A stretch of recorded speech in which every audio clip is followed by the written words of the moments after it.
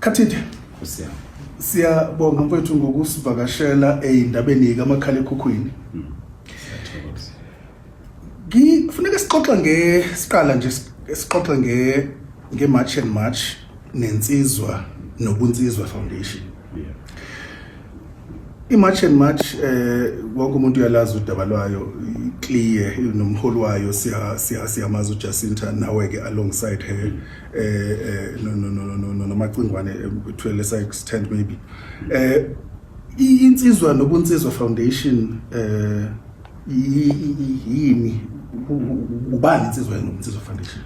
Okay, insizwa nobunsizwa i-foundation i-NPO esiqale ngo-2014 kwaMandlakazi. Mina ngiphuma kwaMandlakazi enkosini yakithi laphana eBhanganoma.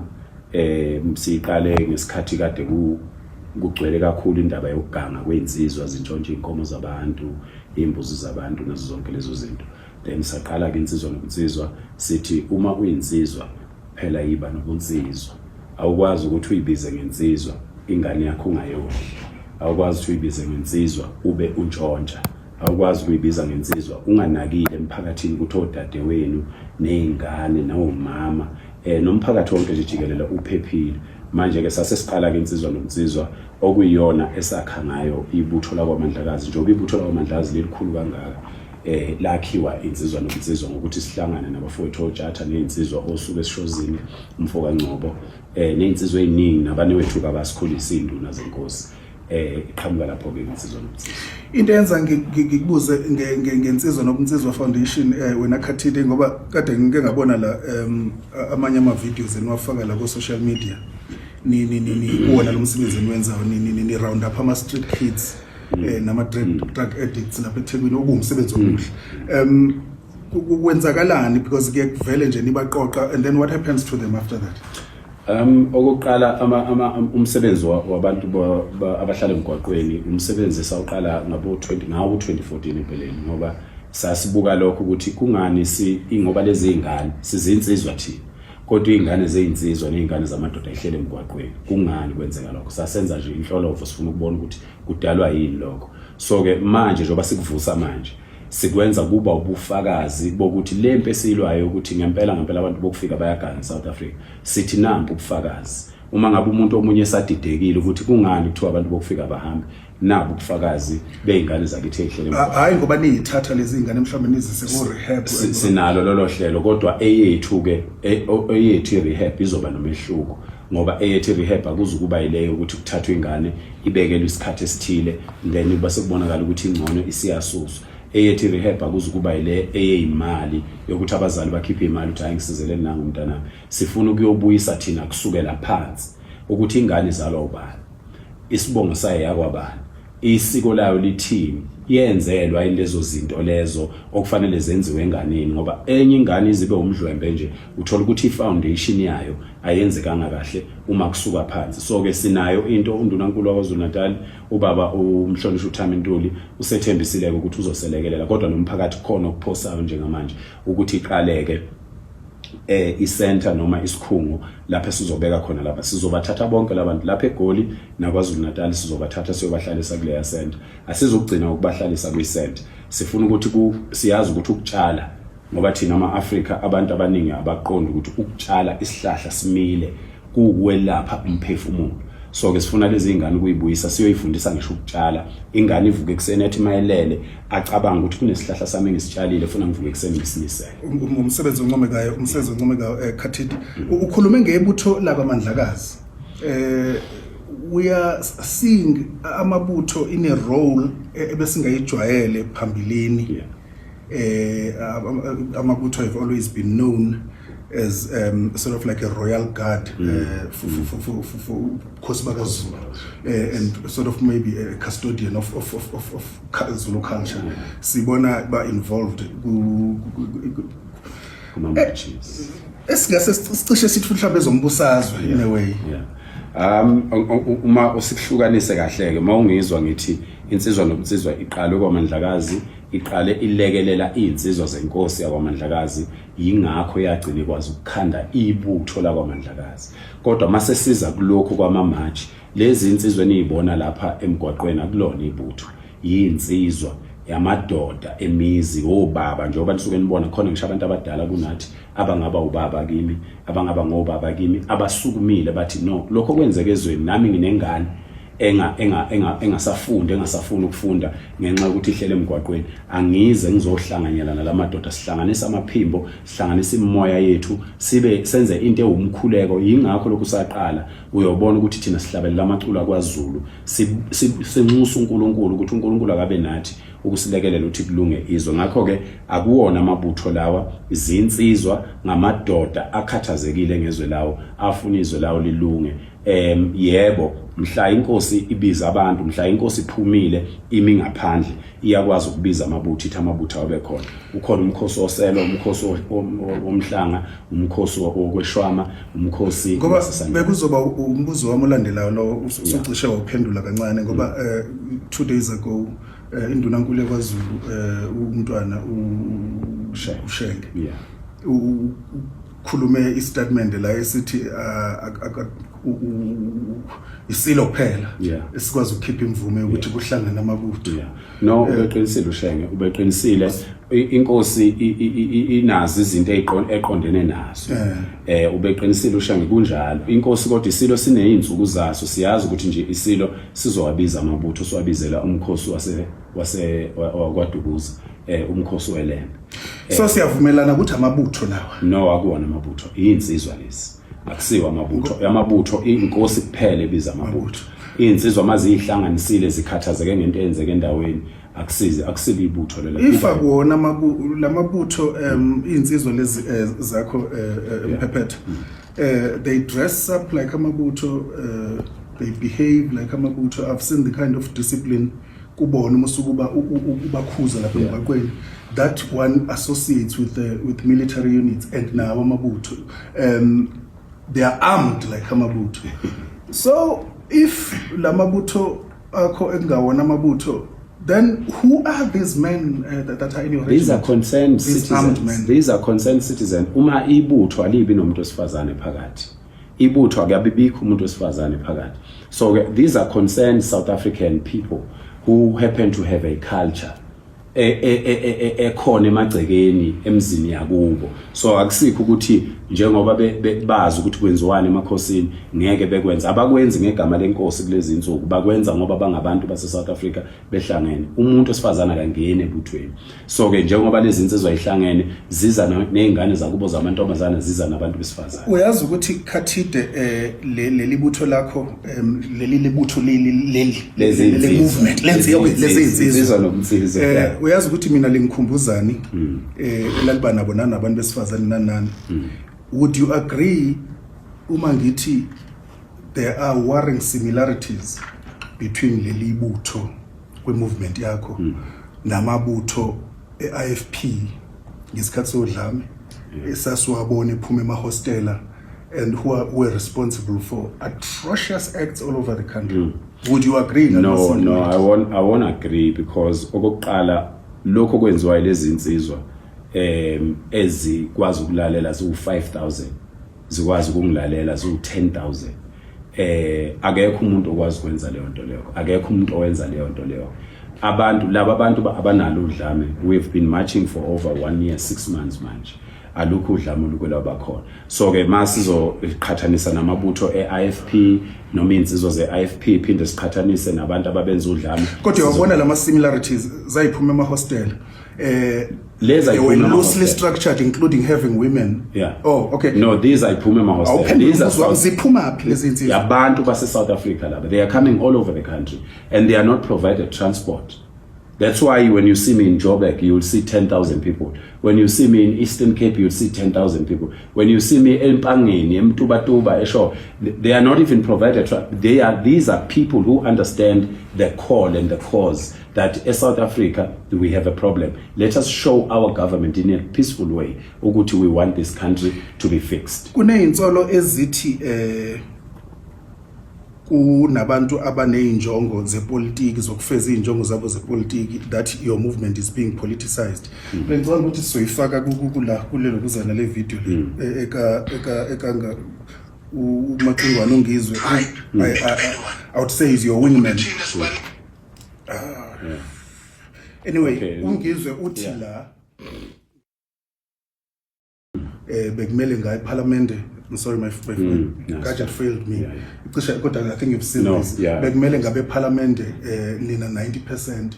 Awucabanga ukuthi inkulumo enje zifida le sentiment ethi you've got political ambitions. Yonke lento nisebenzela ukufeza injongo zepolitiki. Yeah, abantu base South Africa are very smart people, and but they will always figure out if you say something out of just saying it, or you are saying it because you are ambitious about it.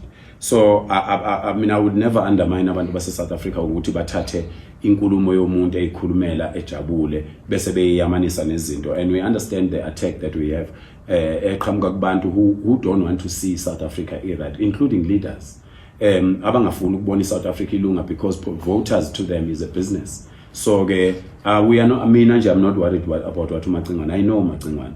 I know he's a very good-hearted man, and sometimes he will say things. He doesn't want to see Parliament constitute 90% of farmers. I don't know. He's a man. He's an old man. He's a grown-up man. Who is associated to your movement? He's a man. He's a man. He's got his own ideas and everything. So when he was speaking there, I was not there, and I don't subscribe to what Maqingwane says, and he doesn't subscribe to what I say. But when we sit down and talk about Izwe, and when we are together, whatever we say when we are together, it is something that but I respect him, I respect his opinions, and I will never say he's wrong, because I don't know what he was saying. And sometimes people will quote a 30 seconds out of context. Yeah. Kathide, I guess let's address the elephant in the room. Ngicabanga ukuthi sesilomenzane ngokwanele ezimanjani. Umhla ka-30 June. Yeah. Kwenzekani abantu bahlele uvalweni, umphakathi uhlele uvalweni. No one wants to see the repeat in July 2021. It will never happen. Kwenzekani ngomhla ka-30 June? It will never happen. I want to take our country into confidence. I want to promise uMengameli wethu Cyril Ramaphosa. I want to take into confidence Ubaba Thami Ntuli, who's leading the KZN province, and all other premiers are calling South Africa to calm down and understand that we are only helping our leaders. We are saying actually the leaders on the day, and they should come out and come and address the crowds, because we are not going to damage anything. We are not going to break any infrastructure. We are going to say, look at us. We are here. You are our leaders. We have problems, and these are seeable problems. You can see them. They are in front of your face. The problem of immigration is right there in the leaders' faces. So they mustn't look other way. They must look at the real problem. It's difficult to come down when I was saying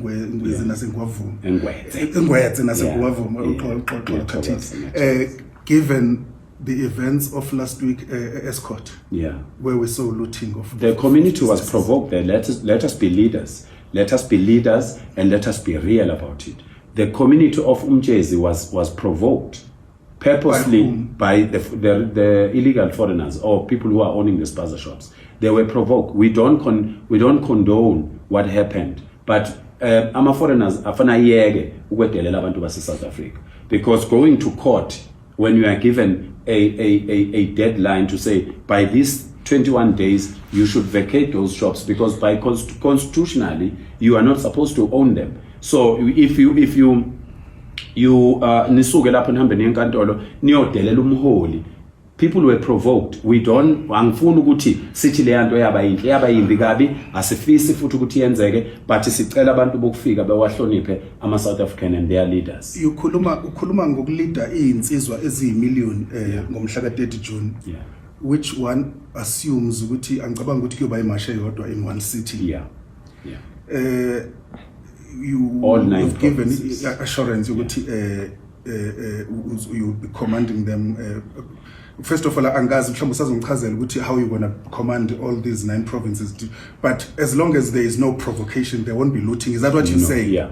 No. If there is provocation, no, there shouldn't be. There shouldn't be. We don't even want to go there. We don't even want to think about that because we are saying we are peaceful. So why would you provoke peaceful people? We're just walking in the streets. We are saying to the government, look at us. We are 1 million people. We are concerned. Actually, it's not. One has seen how you njengoba kade ngisho nje ngingakuncoma ukuthi indlela ama discipline onayo ungabuqamba manga umuntu futhi izinsizwa zakho whoever they are and wherever they come from because asivumelananga lapho angakacacela ukuthi ziphuma emakhaya you should join. Kodwa ke ziya hayi ungakhohliswa yibuko ekhathide ngeinsizwa na siyakulalela manje kodwa in 9 provinces, you can only be in one of those marches. 100%. How then do we know what happens in the other 8 provinces? We trust South Africans, we trust our Pedis, we trust our Besotho Betu, we trust our vendors, our Xhosas, Amamponda, Makhachabe,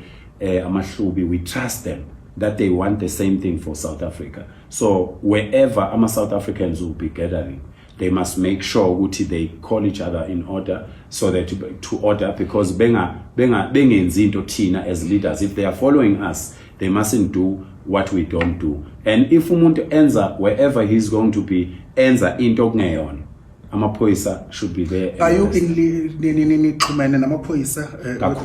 Kakhulu siyawahlonipha amaphoyisa and we always want them to be there. And that's why we are always live when we are always live. You can't edit live. So nisebenzisana net joins yes. CPF, crime fighters, security companies, police, everyone. We are getting everybody involved to make sure we don't find amadolobha ephazanyiswa nemisebenzi ephazanyiswa and shops should be open.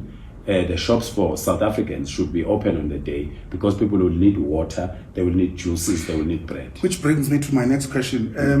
I-manifesto yakho for want of a better description ithi kumele ngomhla ka-30 June babe abokufika sebehambile and then uphinde ukhulume nangokuprovoke ukuthi only violence ilokuza only when people are provoked. Clearly you and I know ukuthi bazobe bengahambile.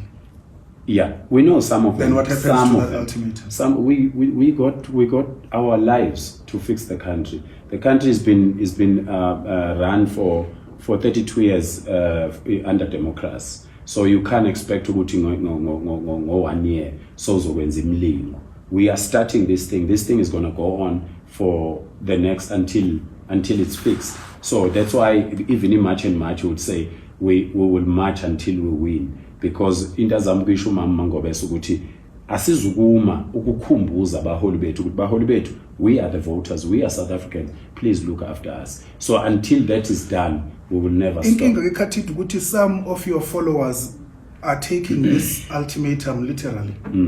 Again ngabe silukuza kama video la kunabantu abalolo bushu la ku Facebook. No, people are kunabantu abebalana ngezitolo kulesam kuzobe sekulesam nanana. We know some of it is probably done in jest. Kodwa we don't know ukuthi no abantu you just said now ukuthi this ultimatum is loose but do your followers know that? Yeah. No, abantu abayilolelo celemba, people will always, before these matches, people would make jokes about things. So they are just making jokes and some of them are even making, now they've become content creators of this aligned with Amamachi Etu. But siyazi utheqiniso yena abantu bakithi they want the country to be great. Abantu bakithi bafuna kulungizwe. Abantu bakithi they know ukuthi they can't wake up in the morning and own a shop. But into ezokwenzeka, we will involve ETIA, we will involve all small business, or involve LED, masipala to groom our people to become entrepreneurs. Hayi ukuthi sizovele sivuke kuseni sonke sesona itolo. But lezi itolo eono abantu bokufika, they're not doing any good in the country because these people don't bank as South Africa. These people are selling illicit goods that are not coming through customs. They're not paying levies. So it doesn't matter. You can't be crying, if you value this store, so sizoba a problem. No, we won't have a problem because as we are speaking, on Saturday, a child that is 6 years old is getting buried. We have a funeral because of this. And we have hospitals full of children who ate these illicit goods angena ezweni ngendlela engekho right. So and we have funerals on both sides of the divide. Mossel Bay, yeah, nakhona bayangcwaba abantu bokufika ababulewe just this week, over the weekend. But yes, yes, yeah, story somfana lo, George. Kodwa ngibelieve ukuthi khona abantu ababulewe. But still condolences to the boy's family, because he passed away anyway, whether he was stealing or what, he passed away. The saddest part ukuthi abantu besebenzisa ukufa komuntu kwaZulu, even umama wayo ingane kwaZulu ngokwe culture yethu, and I know ukuthi kwaVenda nakwaXhosa nakobani is the same culture yokuthi if somebody passed away, you contain yourself, uhlale uzile uba hayi ukuthi umuntu ahambe ekhuluma nama social media efelwe kanti futhi ukhulunywa amanga. So still sizwelana kakhulu nomndeni omfana, ngoba whether ubentshontsha ingane, whether ubentshontsha ubeganga, abafana bayaganga then walimala, kodwa nakubo laba bokufika futhi uma kukhona abalimele nakhona sithi shwele, kodwa la asingene lapho thina. Sesifisa ukucacisa ke namhlanje ukuthi sicela ukuthi abantu uma bezohamba amamashi, kakhulukazi uma bezothi bahamba amamashi lawa wethu, fanele kube ukuthi yithi esikhiphe leyo poster